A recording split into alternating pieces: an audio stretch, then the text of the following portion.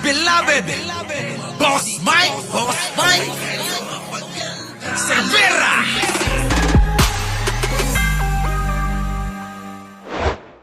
Asunto si Vice President Sara Duterte kapag napatunayang ibang tao ang namahagi sa confidential funds imbis ng Special Disbursing Officer ng OVP at DepEd.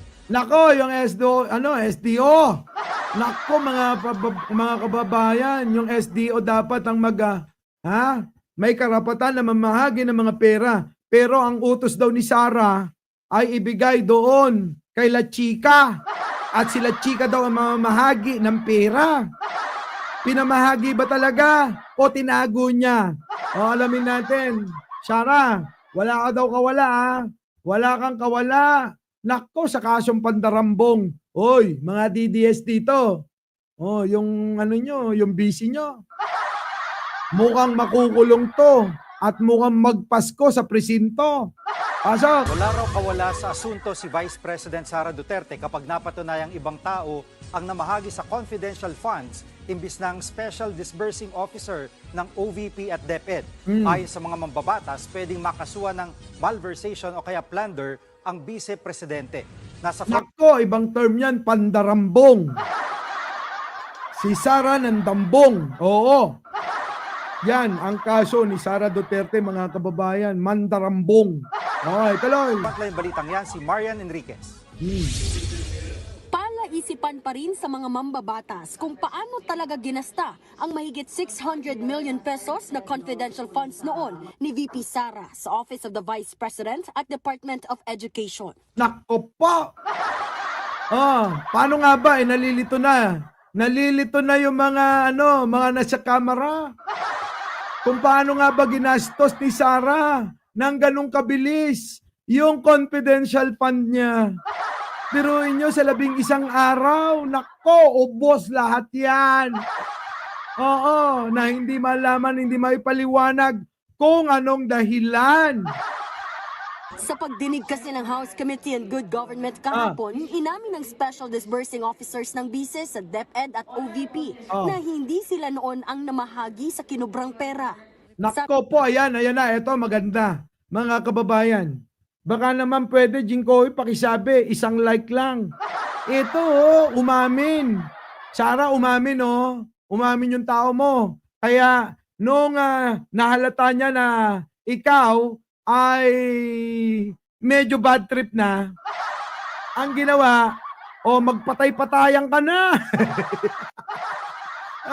Kaya eto na, hospital bigla. Tuloy. Sabi ng SDO ng OVP na si Gina Acosta, inutusan siya ni VP Sara na ibigay ang pera kay Vice Presidential Security Chief Colonel Raymond La Chica. Habang ang SDO ng DepEd naman, binigay raw ang pera sa security officer na si Colonel Dennis Nolasco. Kita nyo mga kababayan yung mga pera, abay si Sara ang nag-utos sa kanila para ibigay yung sandamakmak na pera. Ayan maliwanag yan. Sandamakmak na pera, inutos ni Sara para ibigay kay La Chica. At sa isa pa na security ni Sara. Ibang klase. Mga kababayan, napakaraming pera. Nako, kaya pag pumunta kayo ng bahay nila, punong-puno ng chichirya. Tuloy. Nanaig po ang aking belief na may trust po ako kay La Chica dahil po authorized po siya ni Ma'am Sara Duterte. Nako! Kita nyo mga kababayan, mali pala yun. Oo. Nako, 9:33 pa lang daw yung nagla-like. Kayo talaga. Bahala kayo. Yung mga DDS na hindi nagla-like na nanonood dito. Ayoko kayo sumpahin, baka mabaog kayo. Ito na. Si Colonel Nolasco rin ang gumagawa nitong... Yan siya po ang Naku, isa pang Colonel. Colonel La Chica, Colonel Nolasco. Sino pa? Wala bang Colonel Piatos, Colonel Uishi, Colonel Tempura, at Colonel Nova? Dapat gano'n ang mga pangalan. Tuloy. Ano yan? Sa... Kanya pong expertise po yan. Banat tuloy ng mga mambabatas, bawal yan. Sa ilalim kasi ng government audit Ayan, bawal yan mga kababayan. Ha? Bawal, o liliwanagin ko lang, sa mga mahal na mahal nating DDS, baka isipin nyo ginigipit na naman si Sara. Yung kanyang aksyon na ginawa na inutusan yung SDO niya, yung opisyal para mamigay at magbahagi ng mga pera, inutos na ibigay doon sa kanyang pinagkakatiwalaang Colonel La Chica, bawal. Bawal ho. So sana maintindihan nyo mga DDS kayo. Ulitin ko lang, bawal. Bawal. Bawal. Ulit-ulit na yan Bawal. Oo, thank you naman sa 1,000 pero 2,000 tayo mahigit. Oo. Kaya tuloy. code, SDO lang dapat ang pwedeng humawak at mag-disburse sa confidential funds. Ito raw marahil ang rason kaya hindi kilala ng mga SDO ang ilan sa pumirma sa acknowledgement receipt gaya ng hinahanap pa rin na si Mary Grace Piatos. Siguro dapat tanungin kung sino yung mga pumirma dahil hindi itong mga opisyal ni Sara. Baka mamaya sila Chika makakasagot niyan. Di ba? Hindi kaya sila ang dapat sumagot niyan. Baka mamaya totoo yung alin, yung pinakikita natin kung paano nangyari dyan. Alin ba yon? Alin ba yung nangyari dyan? Hindi kaya ganito mga kababayan? Nasaan na yun? Magpakita ka nga nang makita nila kung paano yan. Eto ba yan? Ay, naku, eto kaya yan. Naku, Diyos ko po. Oh, asan ka na? Hindi yan. Ito. Oh, ayun, no, nakita ko na. Oh, pasok.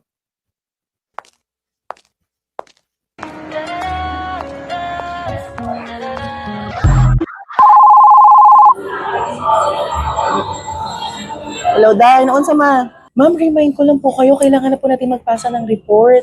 Kulang po tayo ng isa pang pangalan. Ano po ilalagay ko? Isip lang. Mary Grace. Mary Grace? Ano po ang apelyido?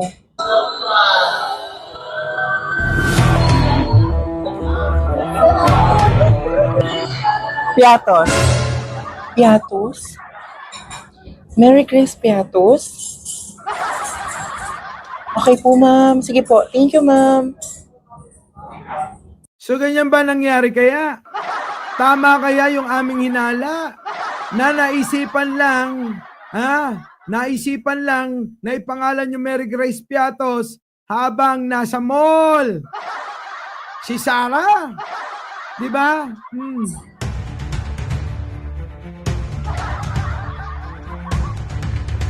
Oh, di ba? Gets nyo na mga kababayan. Kaya wag na kayong magtaka. Mukhang ganyan talaga rin nangyari dyan. Sumunod sa strict procedures, I believe this is technical malversation. But worse, if this was taken for personal gain, if this proven fictitious at erroneous yung ARs to justify the taking of this amount, that could be malversation proper or worse, plunder. Bukod Ayan plunder, mandarambong. Yan ang magiging kaso ni Sara Duterte sa kadahilanan na hindi mapaliwanag ang mga perang napunta sa kanya. Lalong-lalo na yung confidential fund niya. Kaya mga DDS dito, wag kayong magalit. Iniimbestigan naman. Kaya nga may investigasyon para malaman. Putik na yan, Para malaman kung saan napunta ang mga pera na yan. Nagwawala na si Jan Angeles sa likod ko. Okay, tuloy.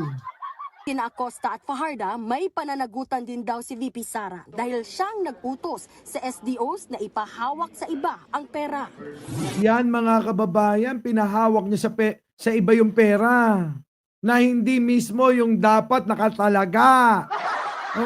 May makita ang mga paglabag sa batas, kailangan akuhin ng ating Vice Presidente ang pananagutan. Handa naman daw makipagtulungan ang Armed Forces of the Philippines sa Kamara sakaling ipatawag na ng Committee on Good Government ang dalawang active officers ng militar na sina Colonel La Chica at Colonel Nolasco. Nako, yari kayo, Colonel! Kernel, damay kayong dalawa. Hindi kaya kayong dalawa yung pinagmamalaki ni Digonyo.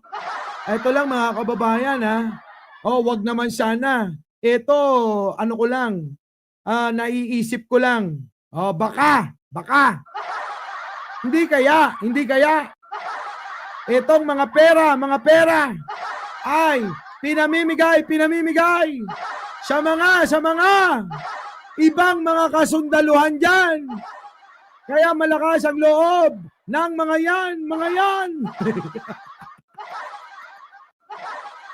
Ay, nako. Dumadaan kay Colonel La Chica. Chinichika niya yung ibang mga militar. Kaya yon ang nangyari dyan. Ha? Okay ba? Hindi kaya ganon mga kababayan nangyari dyan? Etong dalawa, natauhan ni Sara na active. Oo. Active sa serbisyo, sa militar na kinuha ni Sara para magbantay sa kanya. Di kaya dyan dinadaan yung mga pera. Ano yan, Sara? Nanunuhol ka ba? Tanong ko lang Pero kasi yung mga militar, yung AFP, sabi nila, ginamit mo daw sila na magkamal ng pera. Di kaya ganon? Di ba mga... Hindi kaya ganon nangyari dyan? Siyempre si Sara, mga kababayan, alam nyo naman, di ba? Iniisip niya kung paano lang magkaroon ng pera. Oh, ganun kaya nangyari dyan? Kaso nga, militar, tinanggi. Biruin nyo, yung may pinasa sila ng mga dokumento na nagbigay daw sila ng limpak-limpak na pera sa AFP, pero tinanggi nila. Tinanggi ng AFP na meron silang tinanggap mula kay Sara. O, di ba? Kanino mo binibigay yung pera, Sara? Sa mga sinusuhulan mo ba? Ako nagtatanong lang Nanunuhol ka ba ng mga sundalo para pabagsakin si Pangulong Bongbong Marcos at maging presidente ka? Tanong lang naman. Di ba? Tuloy. Sa Biyernes, November 29, magpapatuloy ang pagdinig ng Kamara. Imbitado ang 2 security officers at inaasahang dadalo pa rin sina VP Sara at mga opisyal nito. Kaso gumawa ng intriga. Si Sara sumulat daw sa DOJ hindi makakapunta. Tapos ngayon, etong Kamara nagbigay daan na o sige, hindi na lang itutuloy yung hearing dito. Makapunta ka lang sa sa NBI para magpahayag at ipaliwanag kung bakit pinagbantaan mo na patayin ang Pangulo, First Lady at Speaker. Ganon mga kababayan Oh, di ba? Eksena. Tapos mga kababayan, hindi pa rin naman nagpunta. Di ba? Ganon yan. So ngayon mga kababayan, may bagong-bago na naman na nagalit kay Sara. Sara, parami na ng parami matapos magbigay ng pahayag ang mga mayor kung saan-saan na sila'y sumusuporta kay Pangulong Bongbong at kay Speaker. Siyempre, lalong-lalo na kay First Lady. Na ang kanilang suporta daw ay para sa mga to. Pero sa'yo, balita ko puro taong grasa pumunta sa EDSA. Oh, paano ngayon yan, Sara? Di ba? Oh, eto pa. Meron pang nagpahayag ng pagkadismaya. Pasok! President acted with shocking recklessness, issuing threats, deliberately violating security protocols, and using invectives that are unbecoming of her position. Correct. While these actions and statements cannot and should not be taken lightly, this House will take the higher ground and choose to rise above such actions and threats, focusing instead on the principles of respect and civility that guide this institution rather than descending into the rhetoric of violence and intimidation. We must not allow individuals, regardless of their Nako, we must not allow. Ito mga kababayan, ito na yung umpisa ng hinaantay nyo na dapat ma-impeach na. Kaso nga mga kababayan, oo, si Taberna. Pinangunahan yung payo ni Pangulo. Kaya ngayon, nadiskaril yan. Kaya huwag kayong mag-alala. Baka mamaya, sa 1 linggo, ma-impeach na yan. Kaya, kalma lang kayo. Ang tiwala dapat laging na kay Pangulo. Ganon. Ha, mga kababayan? So, isa na ito. Ang congressman ng Nabotas. Oo. Toby Chanco, mga kababayan. Ha? Toby Chanco. Oo, close kami niyan. Oo, close kami niyan. Nung bata ako, ang tagabili ng tubig niya habang nagbabasketball. Ha, mga kababayan? Ha, tatag lang. Opo, tatag lang tayo. Yan lang po ang ating magagawa ngayon. Ha, mga kababayan? Kaya, alam nyo, dito sa nangyayari dito, wala nang pupuntahan ng mga Duterte. Yung sinasabi ni Digong na wala nang pupuntahan itong bansa, sila yon ang walang pupuntahan. Oo. Sila yon. Oo. Diba? Kaya mga kababayan, manatili ang pagsuporta kay Pangulo. Huwag natin iiwan ito. Bakit? Darating din ang dulo. At ang dulo nito ay tagumpay nating lahat. Ngayon alam nyo na. Opo ha. Kasi si Jan Angeles nagyahiya na. Oo. Sabi niya, ang tagal mo nang hindi ako pinag-shopping ha.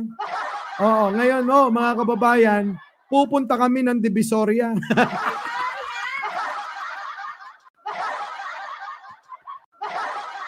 Oo, at sa Baclaran.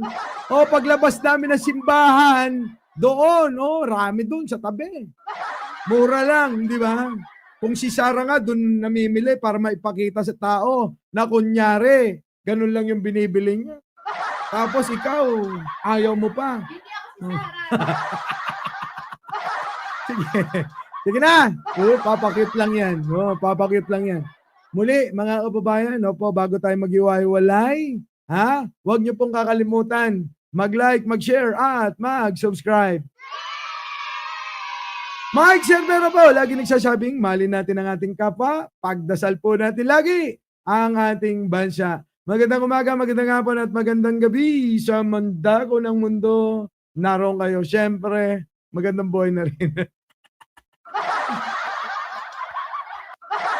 Ayaw niya sa Divisoria. Magandang buhay na rin po sa ating lahat. Our beloved Boss Mike! Boss Mike!